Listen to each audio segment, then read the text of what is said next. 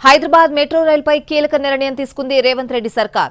Outer ring road చుట్టూ metro rail నిర్మాణానికి నిర్ణయించింది. అలాగే నగరంలో మరో 2 మెట్రో మార్గాలకు త్వరగా అలైన్మెంట్లు సిద్ధం చేయాలని ఆదేశించారు ముఖ్యమంత్రి. మరోవైపు పాత బస్తీలో మెట్రో పనులు పూర్తి కాకపోవడంపై అసంతృప్తి వ్యక్తం చేశారు సీఎం. దీనిపై విచారణకు ఆదేశించారు ఆయన. హైదరాబాద్కు మణిహారం లాంటి ఔటర్ రింగ్ రోడ్ను ఆనుకుని మరో ప్రతిష్టాత్మకమైన ప్రాజెక్ట్ రాబోతోంది. ఓఆర్ఆర్ చుట్టూ మెట్రో రైలు నిర్మించాలని రేవంత్ రెడ్డి ప్రభుత్వం నిర్ణయం తీసుకుంది. హైదరాబాద్ మెట్రో రైల్ ప్రాజెక్టు విస్తరణ ప్రణాళికలు, ఎయిర్పోర్ట్ మెట్రో ప్రాజెక్టు తదితర అంశాలపై సమీక్ష నిర్వహించారు రేవంత్ రెడ్డి. జీవో 111 ప్రాంతం ద్వారా విమానాశ్రయం మెట్రో అలైన్మెంట్ను ఎలా పరిష్కరించారో తెలుసుకున్నారు సీఎం. హైదరాబాద్ నగరం చుట్టూ గల ఓఆర్ఆర్ను ఆనుకుని శాటిలైట్ టౌన్షిప్లను ఏర్పాటు చేయాలని భావిస్తోంది ప్రభుత్వం. ఆరంభంలో సుమారు 2 కోట్ల మంది జనాభాకు సరిపడేలా ఈ టౌన్షిప్లకు రూపకల్పన జరగనుంది. తర్వాత దాన్ని 3 కోట్ల జనాభాకు అనుగుణంగా విస్తరించాలన్నది ప్రభుత్వ ఆలోచన. ఈ శాటిలైట్ టౌన్షిప్లకు సరసమైన, వేగవంతమైన కనెక్టివిటీని అందించడంలో మెట్రో రైల్ కీలక పాత్ర పోషిస్తుందని భావిస్తోంది ప్రభుత్వం. హైదరాబాద్ పాత బస్తీలో 5.5 కిలోమీటర్ల మెట్రో రైలు పనులు పూర్తి కాకపోవడంపై తీవ్ర అసంతృప్తి వ్యక్తం చేశారు సీఎం రేవంత్ రెడ్డి.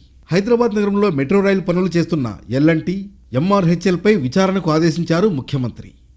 ఎయిర్పోర్ట్ వరకు మెట్రో రైలు విస్తరణకు అలైన్మెంట్ అంశం ప్రస్తుతం టెండర్ల దశలో ఉంది. ఈ పరిస్థితుల్లో ఎంజీబీఎస్ నుంచి ఫలక్నుమా మీదుగా ఒక మార్గం, ఎల్బీ నగర్ నుంచి చాంద్రాయణగుట్ట మీదుగా ప్రత్యామ్నాయ అలైన్మెంట్లను త్వరగా సిద్ధం చేయాలని అధికారుల్ని ఆదేశించారు ముఖ్యమంత్రి రేవంత్ రెడ్డి. నగర జనాభాలో ఎక్కువ భాగం సెంట్రల్, తూర్పు ప్రాంతాలతో పాటు పాత నగరంలో ఉన్నారు. అందువల్ల ఎంజీబీఎస్ నుంచి ఫలక్నుమా, పాత నగరం మీదుగా ఎయిర్పోర్ట్ మెట్రో అలైన్మెంట్లు తీసుకోవడానికి ప్రాధాన్యత ఇవ్వాల్సి ఉందన్న అభిప్రాయం ఆయన వ్యక్తం చేశారు. కందుకూరు సమీపంలో ఫార్మాసిటీ కోసం సేకరించిన స్థలంలో పర్యావరణహిత మెగా టౌన్షిప్కు ప్రణాళిక రూపొందించాలని ఉన్నతాధికారులకు సూచించారు సీఎం.